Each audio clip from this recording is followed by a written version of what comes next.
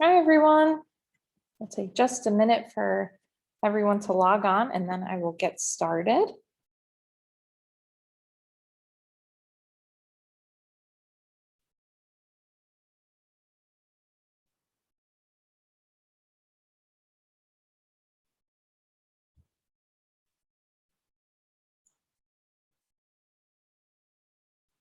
Hi, everyone. We'll take just a minute for everyone to log on and we will get started.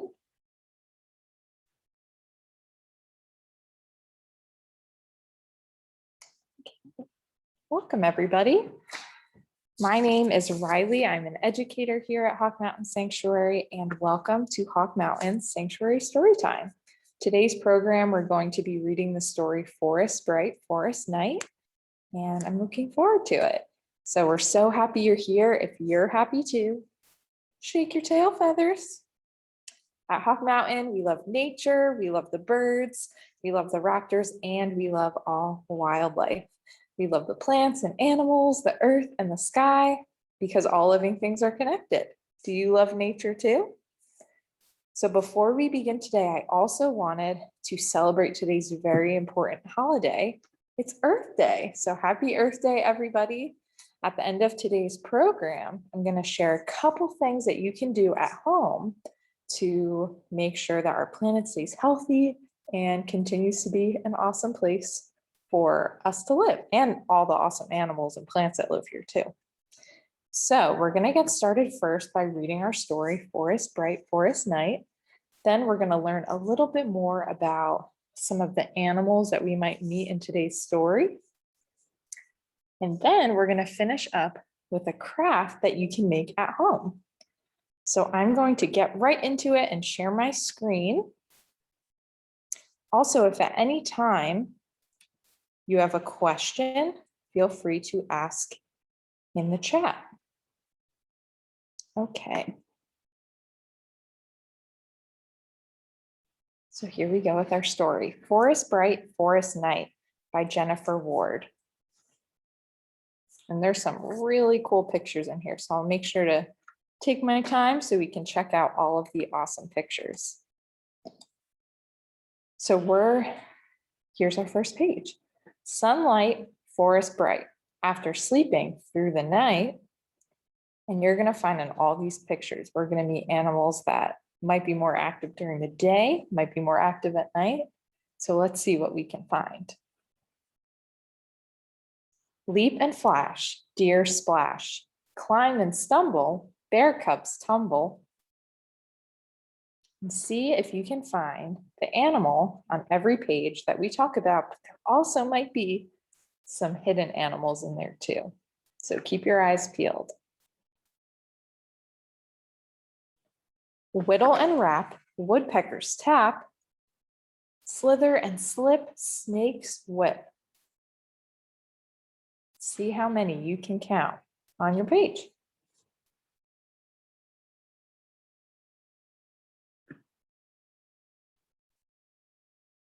Okay, on to the next page.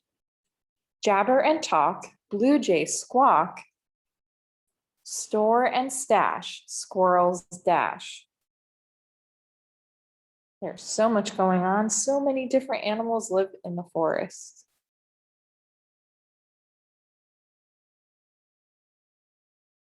Okay, on to the next page. Chatter and chase, chipmunks race, strut and wobble, turkeys gobble.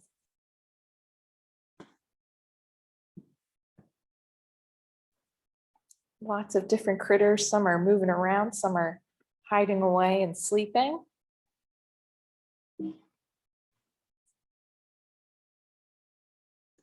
Buzz and dip, bees sip, roost and nest, quail rest. You can see the bees sipping the nectar from the flowers.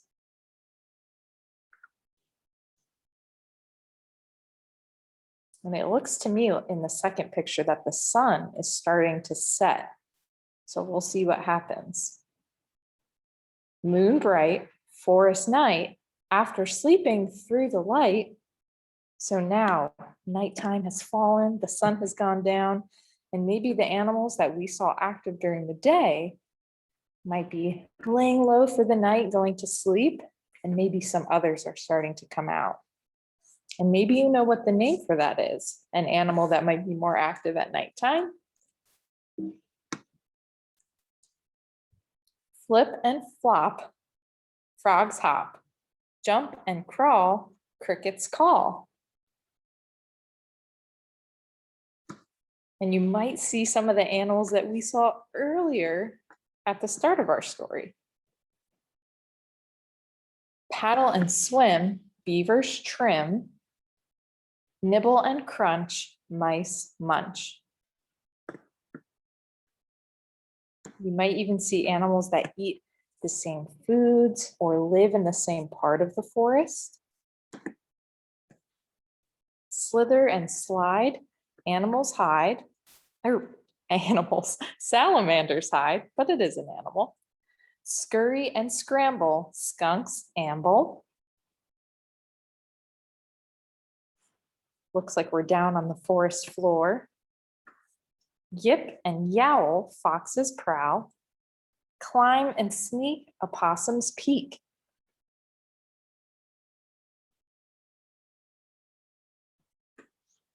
Parade and plod, porcupines trod. Hoot and perch, owl's eyes search. And that is the last page of our book. So we saw so many different animals. I think the pictures are beautiful, and you get to see some animals that live in the same place as others, but maybe some are active during certain parts of the day when others are not. So I wanted to show you now all of the animals that we talked about today. I have a few fun facts that I would like to share. So let me bring out a few special guests. So the first animal I want to talk about is a chipmunk. The chipmunk has a long tail and interesting stripes down their back. And we have chipmunks here at Hawk Mountain Sanctuary. And similar to a squirrel, chipmunks like to store nuts and food for winter. And they do this in the fall when there's more food around. And they don't hibernate like a bear would, so they need to collect as much as they can and store it so they can survive through the winter.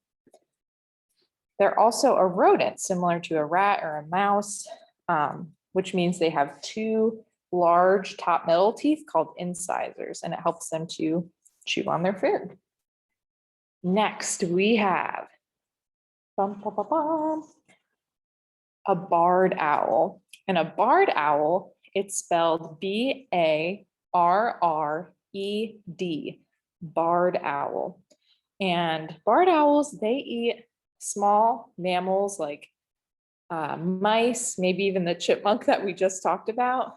And they have a very interesting call I want to share with you. So it sounds like someone saying, "Who cooks for you? Who cooks for you all?" And it sounds like this: "Who cooks for you? Who cooks for you all?" That is what a barred owl sounds like. So they do live here in Pennsylvania, so maybe there's a chance in your life you might hear one in the forest. They are nocturnal, so owls can be harder to find, and they're so good at camouflage, so they blend in really well to the forest. Next, we have a deer. And here at Hawk Mountain, we have white-tailed deer, and the male deer are called bucks, and the female deer are called does. And a big way to tell them apart is bucks will grow really large antlers made out of bone, and they will use those antlers to fight other male deer, to fight for the ladies, the does in the forest. And based off of that, would you guess that this is a male or a female deer? I would say it's a female, it's a doe, because there's no antlers. They have a little white tail. Next, we have the bear. And bears are very large. Here in Pennsylvania, we only have the black bear. And some people, you might have seen one before in the forest. And they can be very large. So it's important to be safe if you ever see one. But also a good reminder that bears, even though we are afraid of them, they're also afraid of us. They live in the woods. And even though they're large, they can actually move quite quickly at over 30 miles per hour they can run. Okay, next up we have, does anyone know what type of bird this is? It is a woodpecker, more specifically, a pileated woodpecker. And they have this very large red feathers on the top of their head. And they can actually get even bigger than this. They're the largest woodpeckers that live in North America. They can grow up to 19 inches long, almost as big as a crow. And a really interesting way to tell them apart between a male and a female pileated woodpecker is the males will have a red streak, really red, thin streak on their cheek, but the females don't. So based off of that, would you say this is a male or a female woodpecker? You guessed it, it's a male because of that red streak on its cheek. And you can find these here at Hawk Mountain too. They're very large, and you might even hear them just pecking the wood of a tree before you see them. Okay, next up, we have a fox. And foxes are so cute. They are actually omnivores like humans, which means that they eat both meat and plants. So they will eat anything from small mammals, birds, to even fruit or grass, things like that. And you can find these here in Pennsylvania too. We're going through nice and quickly here. Next up, we have the blue jay. And you might have seen blue jays before. Like the pileated woodpecker, they're also pretty large, larger than this, definitely. And they're very beautiful. They have this bright blue color. And I always like to think of blue jays and the call that they make. I always say, you know what, blue jays, they're so full of themselves. They love to talk about themselves. So their call sounds like they're saying their own name. They'll say, Jay, Jay, Jay, like a blue jay. So that is how you might be able to know that you're hearing a blue jay out in the forest. Okay, next up, we have one of my favorites. This is a striped skunk that we met in our story today. So skunks are really interesting because unlike an animal like a barred owl, which would be amazing at camouflage, they can really blend into the trees. You see a skunk with this bright white stripe, and they're not really good at blending in. But what this is for is to warn other animals. This is telling them, stay back, you might get sprayed. And you might have smelled a skunk before. They can get really stinky, and they use that spray as a defense. And you might not know this, but they actually do a few things before they spray. So they won't just spray for anyone. They will give you a few more warnings before they spray. And those warnings are the first thing they'll do is they will stamp their feet. They'll stamp their feet and kind of lunge forward like this. So they'll stomp and say, stay back, I don't want to spray you. And then if the animal or person's coming too close still, they will actually stand up in a handstand and show their rear end. So they're saying, stay back, I'm gonna spray, please stay back, as a defense. And then if that animal or that person is still too close, they will finally spray. And that spray can be shot up to 12 feet away. And oh boy, does it stink. So be careful if you ever see a skunk in the wild. Next up, we have a squirrel. And squirrels, I know you've seen a squirrel before. They're very common. And they have this bushy tail back here. And something really interesting about their tail is in the wintertime, they'll keep their tail really close to their body, kind of like a fur coat to keep them warm, like this as they move around. And just like the chipmunk, a squirrel is a type of rodent. And in the fall, when they can find lots of acorns and nuts, they will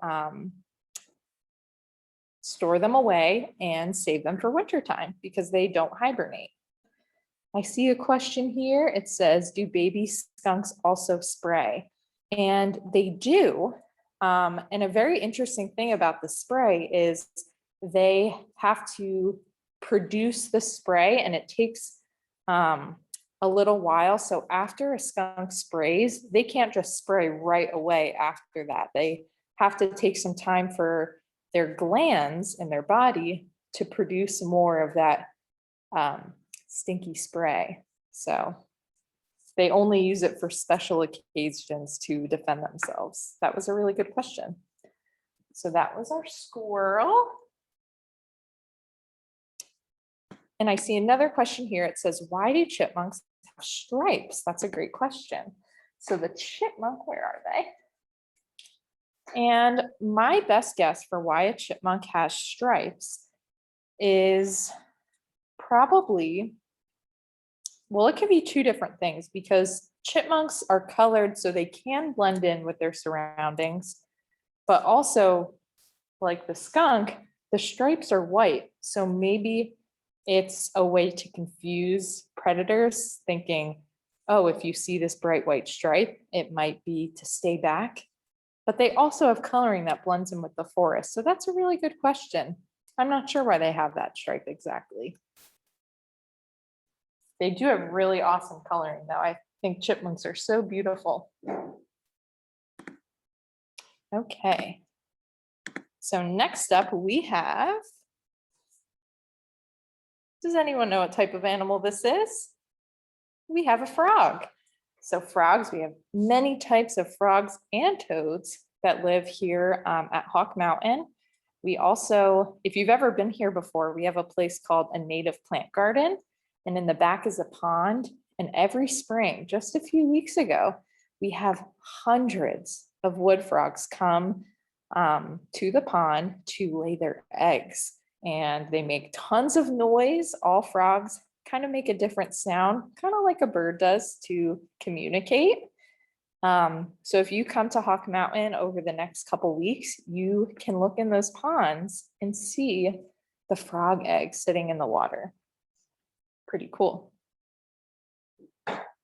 Next up from our story, we have a cricket.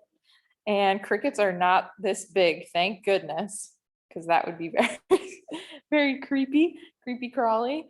But did you know that there are over 2,400 species of crickets in the world? And they're mostly active at night. Maybe in the summertime, you hear lots of crickets outside if you live near the forest or by trees. And they usually hide away during the daytime. Someone also asked, how do you determine if a frog is poisonous? And that's a great question. So frogs, some of them will have special glands that if you hold on to them, they will secrete a kind of like an oil that can be dangerous. So it depends from frog to frog. So we always recommend if you see them in the woods outside not to touch them, but you can definitely know frogs that are poisonous if you see really bright colors. And you might have seen frogs like this at the zoo before, like the poison dart frogs. They have the bright colors like yellow, green, purple, orange. And that, just like the skunk, is a huge indicator of stay back, I am dangerous. And those are exotic frogs that you probably won't find here in the forest in Pennsylvania, but those are definitely frogs you would want to stay away from. That's a great question. Okay, next up, we just have a few more animals left. Here we have a porcupine. And because this is a stuffed animal, it has soft quills, but in real life, these quills are nice and pointy and sticking out all over their body.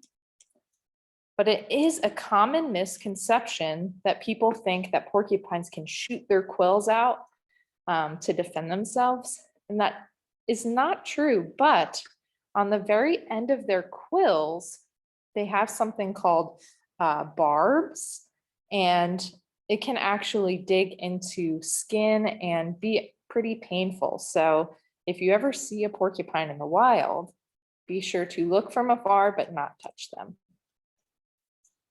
And these guys are definitely more active at night too. And we have seen them on Hawk Mountain property before. So keep your eyes peeled for a porcupine next time you're here. Okay, we have 2 animals left.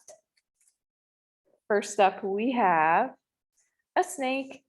And we have a few different types of snakes that live here in Pennsylvania. Maybe a small snake like this would be a garter snake.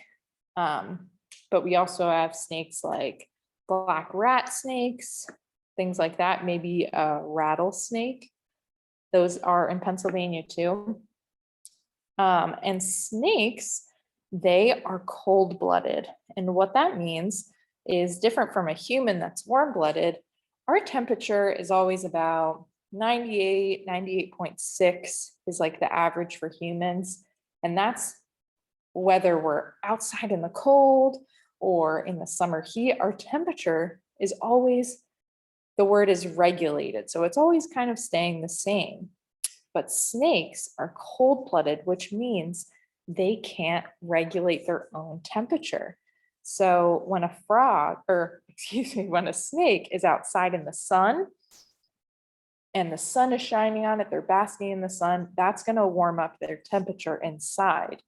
But if it's cold out and they aren't near the sun, they will start to get cold. So they regulate their temperature based on the weather outside. And last but not least, our last animal of the day is a salamander. And this is a model of a spotted salamander. And it's interesting how many animals we've talked about today that have something like this, but the salamander, take a look at the spotted yellow and kind of like orangey red spots on the top. This is another example of an animal with bright colors that is warning other animals to stay back, because if they were to eat this guy, they would get really sick. They are poisonous. So salamanders are amphibians, kind of like the frog that we met before. And salamanders can live in water or on land, especially you might find them on like a rainy day near a body of water. They like to live under wet places like logs and leaves and things like that. And like frogs, which is my favorite part about amphibians, is they breathe through their skin. So they absorb anything around them. Okay, so those are all of the animals that I wanted to share from our story today. I hope you enjoyed. I loved having all of our special guests here. And the very last thing I wanted to walk you through today is a little craft that you can make at home. So in the email that you got this Zoom link, you can also find these pages that look like this. And you can print them at home to make this craft at home.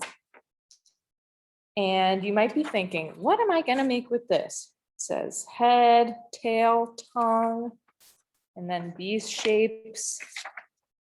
We are going to be making a snake.